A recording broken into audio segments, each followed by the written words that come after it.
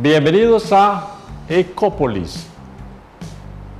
Les presento al señor Richard Severian Fuld, más conocido como Dick Fuld. Stem the tide of the uncontrollable, and that's why I talked about it, of the uncontrollable market. Lo culpan de la última crisis económica mundial en el 2008. Para hoy hace 9 años.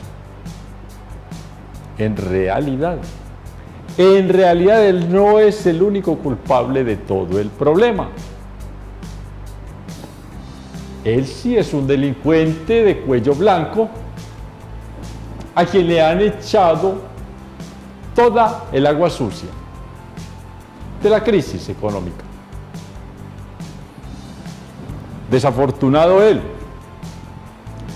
pero más desafortunada la historia, porque él es el único señalado y sobre él van todas las miradas de las personas que perdieron dinero y de gente como yo que no perdimos dinero, pero que nos duele que haya delincuentes tan poderosos.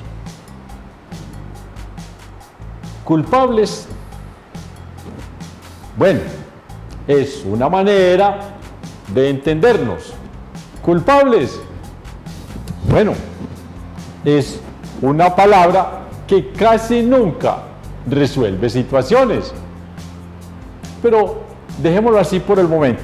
Aceptemos culpables, solo para que podamos entendernos ahora. Culpemos a políticos, banqueros, autoridades monetarias, asesores financieros, inversionistas, empleados, hasta personas comunes. Sobre todo nosotros, los del común, así como yo. Nosotros podríamos sacar una excelente disculpa para no tener que responder. Podríamos decir: es que yo desconocía todas las malas acciones de los poderosos, por eso no me pueden culpar. Pero como no nos van a meter a la cárcel, reconozcamos que sí somos culpables. Quizás somos los más implicados, porque niéguenme que a cualquiera de nosotros, incluido yo, niéguenme que nos gustaría tener acceso a algún dinerillo extra, sin mucho esfuerzo. No nos digamos mentiras. Y de otro lado, tenemos el derecho a lanzar sonrisas solapadas y maliciosas. Pero también podemos, porque no nos van a castigar, lanzar unas sonrisas de incredulidad. Yo no sé cómo se harán, pero digamos que más o menos ¡ay!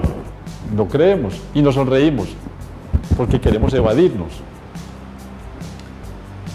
No hay ningún problema en aceptar que sí, nos gustaría que nos lloviera una plática de vez en cuando por la que no tengamos que esforzarnos. Pero estemos tranquilos, porque la historia, esta historia del señor Dick Fuld, empezó sin él, cuando él era prácticamente un bebé, porque hubo gente que empezó esta historia a hacer la construcción de la historia sin saber para dónde iban, y lo hicieron, digamos que de buenas maneras, sin saber si lo que iban a hacer se iba a convertir en un problema. Todos somos en mucho grado inocentes, pero hay muchos poderosos que son demasiado culpables. Digamos que esta historia del señor Dick Fuld, ¿a quién culpan? Empezó por allá en la década, no sé exactamente, pero en la década de los 70, porque hubo un presidente medianamente loquillo en los Estados Unidos llamado Richard Nixon. This is the 37th time I have spoken to you from this office, where so many decisions have been made that shaped the history. Y el señor Nixon se le ocurrió decir, vea, ¿saben qué? Yo no voy a aceptarles esa condición, yo voy a hacer, Estados Unidos va a hacer lo que le parezca. Vamos a ver qué fue lo que quiso decir Richard Nixon con eso, que Estados Unidos va a hacer lo que le parezca. Había un convenio internacional en el cual los países, los estados, podrían hacer billetes, imprimir los billetes y acuñar las monedas de acuerdo con ciertos porcentajes de oro que tuvieran guardados en los bancos del Estado. En el caso de Colombia, en el Banco de la República. Si usted tiene tantos lingotes de oro, era el convenio internacional, puede producir tanto dinero. Si no tiene todo ese oro, no produzca tanto dinero. Y el señor Richard Nixon, y me parece muy inteligente, quizá porque no soy economista, yo no sé mucho de economía, yo puedo decir, el señor Richard Nixon tenía razón. Es posible que en algún programa más adelante de Ecópolis veamos mi creencia y la confrontemos con algunos académicos expertos en economía. El señor Richard Nixon dijo, no, aquí vamos a producir la plata que nos parezca independientemente de si tenemos oro o no tenemos oro. Y yo, que no soy economista, repito, me parece muy bien. Luego, pasados unos años, cuando ya los estados imprimían lo que les parecía, que tampoco es tan fácil, hay que cuidar ciertas cosas. Un estado no puede imprimir billetes cuando le plazca, para que todo el mundo sea rico. Eso no es tan fácil. Pero se aceptó esa situación y apareció luego, después de varios periodos presidenciales de unos y otros en Estados Unidos, apareció el cowboy, el vaquero Ronald Reagan. Shining city all my political life. God blessed and teeming with people of all kinds, living in harmony and peace. Bueno, es una manera un poco irrespetuosa de referirnos a Ronald Reagan. Yo lo admiro por algunas situaciones, pero el señor Ronald Reagan era un actor de Hollywood. Poco sabía él de política, pero en medio de su conocimiento de gente de las altas alcurnias y del poder, terminó siendo presidente de los Estados Unidos. Y él, como buen vaquero, y sacó sus pistolas y dijo, de ahora en adelante vamos con toda esta plata a producir cosas para que todos los norteamericanos tengamos hartas cosas que comprar. Y el gringo a partir de ese día se volvió más consumista de lo que era, porque el señor Ronald Reagan le pareció que podríamos llevar el estilo hollywoodense a todo el país. Y eso trae sus complicaciones. El señor Ronald Reagan pensaba, supongo yo, que él pensaba que el dinero crece en los árboles, no es sino cogerlo como si fueran hojas. A fin de cuentas, pues, entre coger billetes de un árbol y hacer impresión de billetes, no hay mucha diferencia. Hay que gastarlo, ya que tenemos tanto, ¿o no? El dinero es para gastarlo.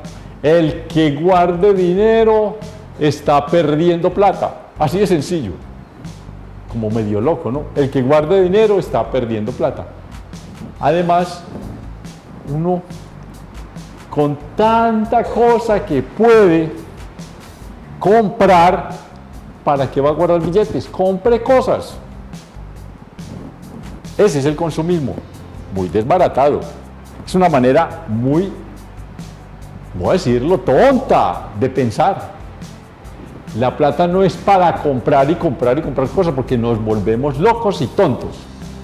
Bueno, entonces unos de esos personajes brillantes y no brillantes que hay en la política y en los altos cargos de los países, el señor George Bush, hijo, el menor, y después, años después, en la presidencia del señor Clinton, tomaron una decisión un poco sabia.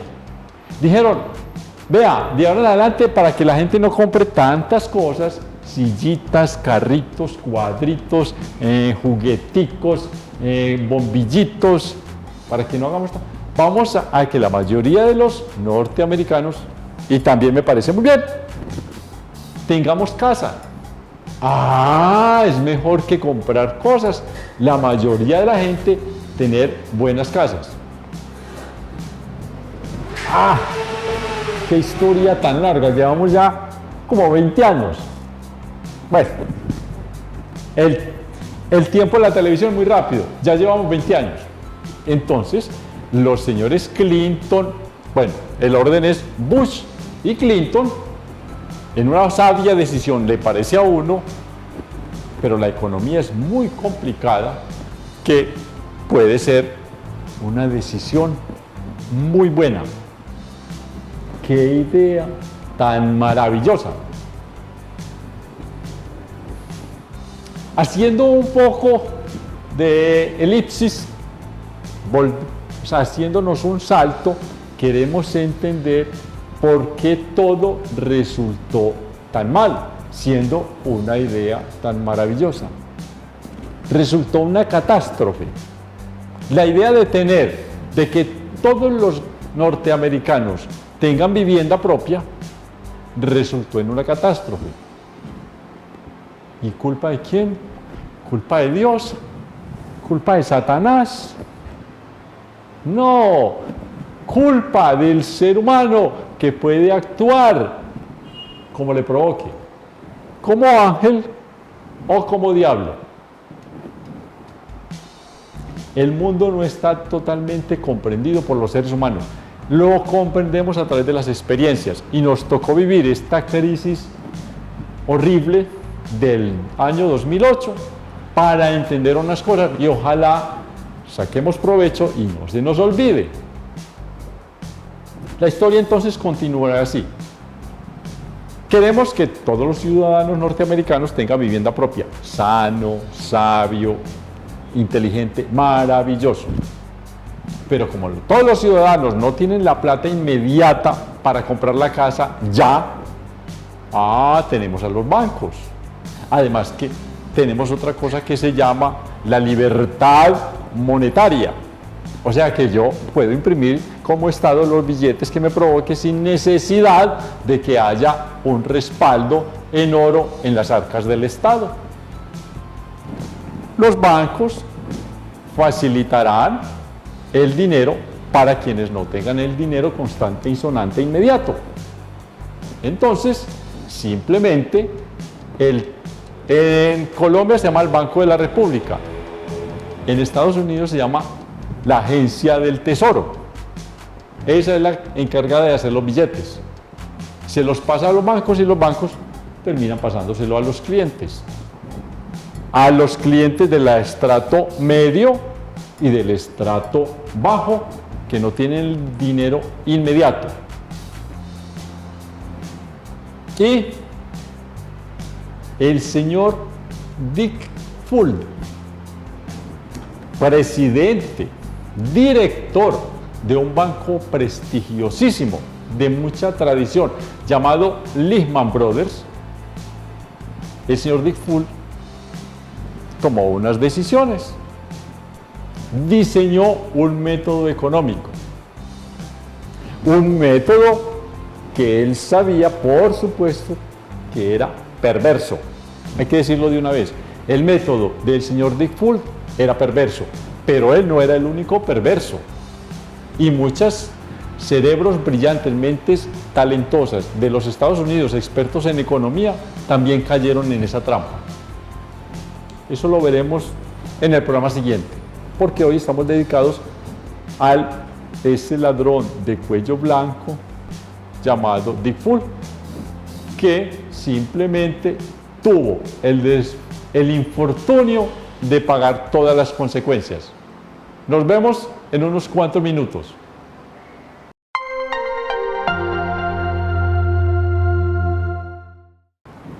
Acá entre nosotros, para que nos entendamos, digamos que hay unos bancos, llamémoslo nosotros bancos directos, que son los encargados de entregarle la plata al consumidor, al cliente. Y ellos reciben ese dinero del Tesoro de los Estados Unidos, la agencia del Tesoro de los Estados Unidos. Y ya dijimos, van a prestar los bancos directos en nuestro lenguaje. Ese no es el nombre académico de esos bancos, es entre nosotros solamente. El banco directo hace un acuerdo, firma un documento con el cliente y le dice, bueno señor, si usted no me alcanza a pagar esta casa por cuotas mensuales, yo quedo dueño de esa casa. Listo, usted bien juiciosito, viene aquí constantemente cada mes, hace la filita, le damos tintico y nos paga. Y el señor, y yo también lo hubiera hecho, qué dicha, voy, me tomo un tinto, pago, para eso trabajo, tengo mi casa propia, tengo a mi chica, a mi mujer, a mi esposa en mi casa, con mis hijitos resguardados. Es una buena opción del gobierno de los Estados Unidos. Y el señor sigue pagando, sigue trabajando, lo dejamos tranquilo con su mujer, lo dejamos tranquilo con su querida esposa, ya saben para qué. El banco empieza a acumular todos esos documentos, todas esas hipotecas de todos esos posibles pagadores y reúne paqueticos y los llama deudas subprime. Sub quiere decir por debajo, o sea, por debajo de lo primerísimo, o sea, no son como unas deuditas de segunda, pero ese nombre, deudas subprime, pues sí suena como bacano. No sabemos qué dicen la gente del común, pero se llaman deudas subprime. Y eso suena bonito, hasta poético, muy musical.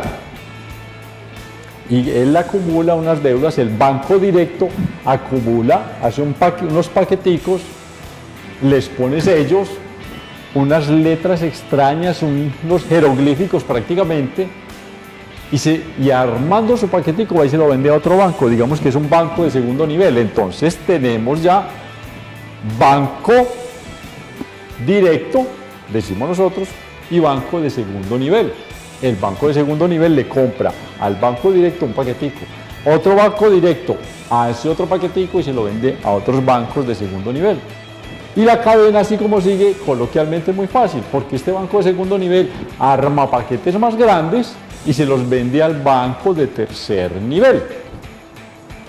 Lehman Brothers pudo haber sido un banco, creo yo, de segundo nivel, no era un banco directo. Puede que sí o puede que no, pero no nos interesa en este momento porque nosotros no estamos haciendo una rigurosidad académica. Pero Lehman Brothers, que fue a través del señor Dick Full, de su director Dick Full, que fue el que se inventó el aparataje, no estaba en la parte más alta. No podría estarlo porque la trampa no le hubiera salido. Él debía estar entre el primero y el segundo nivel. Ellos armaban esos paquetes, se los vendían al de tercer nivel. Y yo no sé, y en este momento no me interesa, y de averiguarlo me demoraría mucho. No sé cuántos niveles habría, pero digamos que pudo haber 5.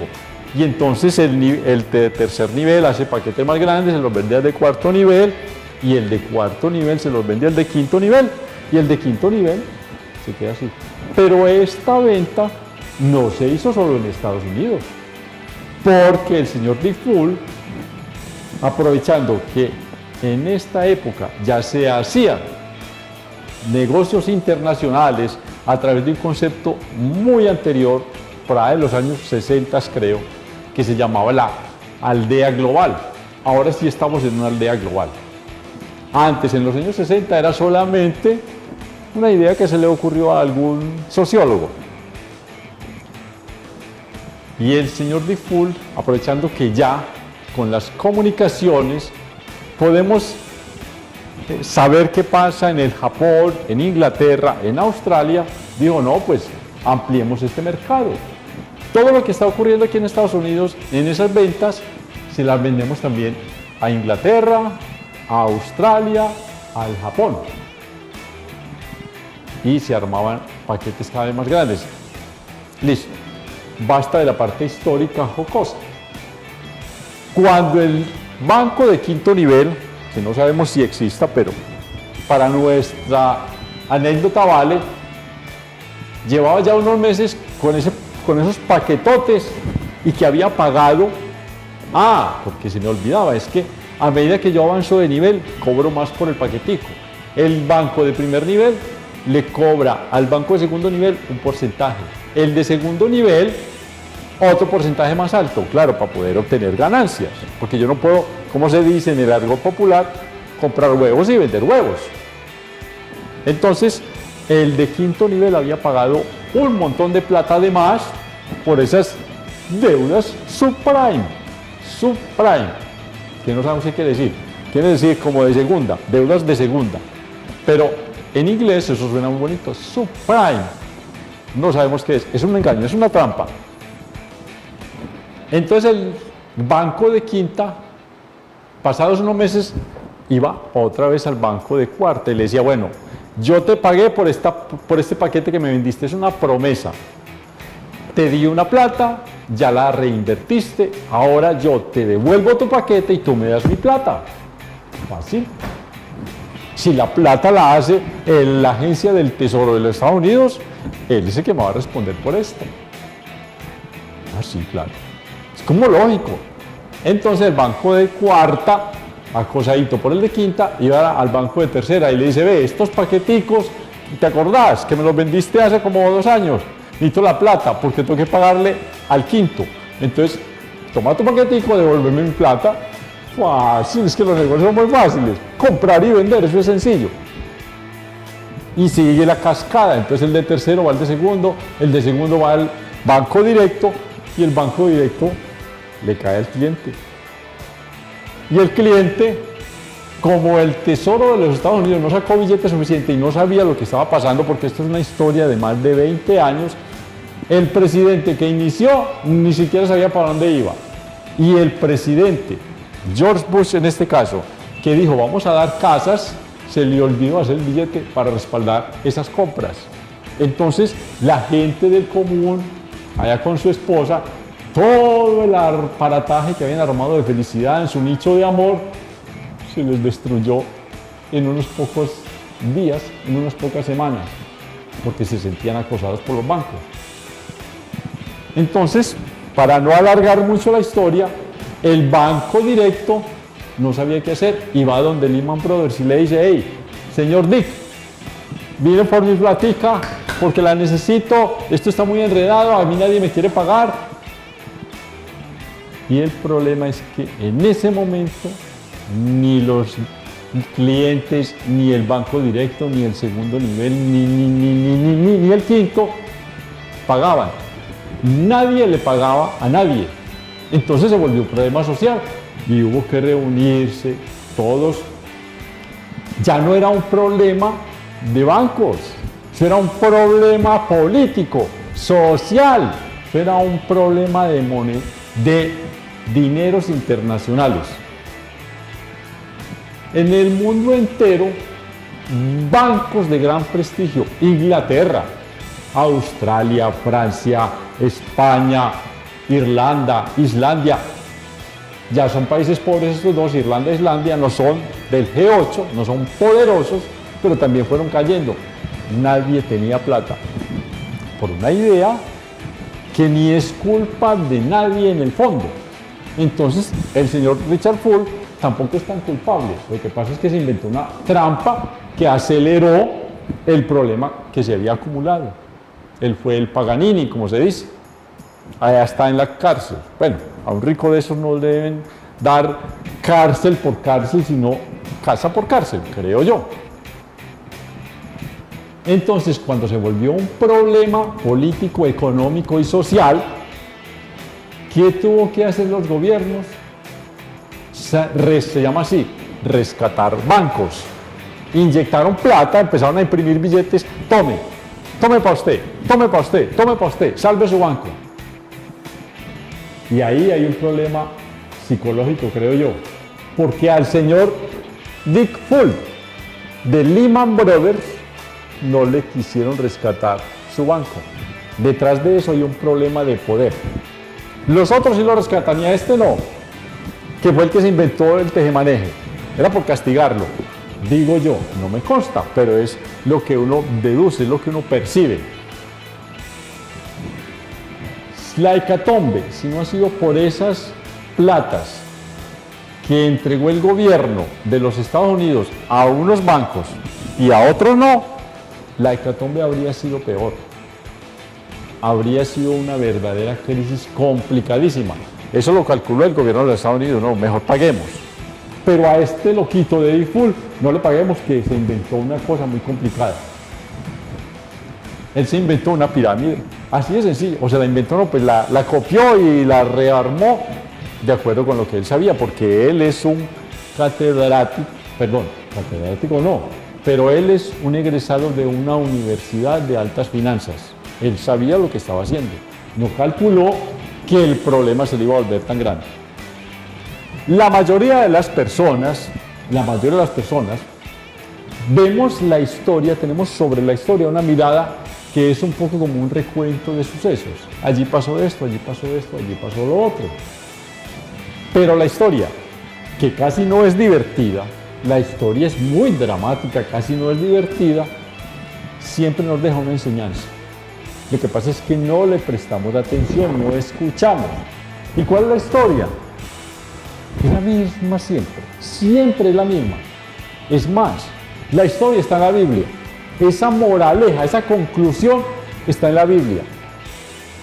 La Biblia dice muy claramente, amaos los unos a los otros. Parece increíble que un profesor como yo se ponga de medio tonto a comparar la economía mundial con una frase bíblica, pero es la verdad. Jesucristo dijo, amaos los unos a los otros. Señor Dick Fuld, usted tuvo que haber amado a sus clientes, a sus colegas del banco y a todos los habitantes del planeta. Los debió amar. Si usted los hubiera amado, no hubiera hecho esa locura. Yo sé que es una tontería y a los economistas se van a burlar de este pobre servidor porque está hablando una tontería tan ilusa. Máxime para mí, que soy un poco descreído de las situaciones de credos. Yo no creo mucho, pero la Biblia dijo eso. Bueno, y voy a hacer un poquito de literatura que no viene mucho al caso, pero sí, es que antes de que lo dijera Jesucristo, ya lo habían dicho los griegos. Hay unas versiones de la Ilíada, al final dice, y haced como en los tiempos de antes, que os amabais los unos a los otros. Parece una cosa estúpida, y valga la palabra, relacionar economía con religión. Pero así es como terminan las cosas. Hay que amarnos los unos a los otros para que no comprometamos el futuro del uno. Y ese uno no comprometa el futuro mío. Si nos amamos, si nos respetamos, si nos cuidamos, no tendremos tanto lío social, porque necesitamos vivir, y necesitamos vivir lo mejor que se pueda. Digamos, uno ve constantemente en el argot popular decir es que hay mucha codicia, hay mucha corrupción, es que hay mucha mezquindad. Eso es cierto. Arrasemos con esas ideas, con esas formas de vivir. Arrasemos la codicia, la corrupción y la mezquindad. También se habla de respeto, también se habla de compañerismo, se habla de aprecio. Aunque no lo crean, queridos economistas del mundo, esa es la mejor manera de manejar el poder, el dinero y el billete. Practiquemos todas esas virtudes como el respeto, el compañerismo, el aprecio por los demás. Así hubiéramos estado hablando de dólares, es bueno terminar hablando en términos de filosofía. Hasta aquí el programa de Ecópolis, el primero.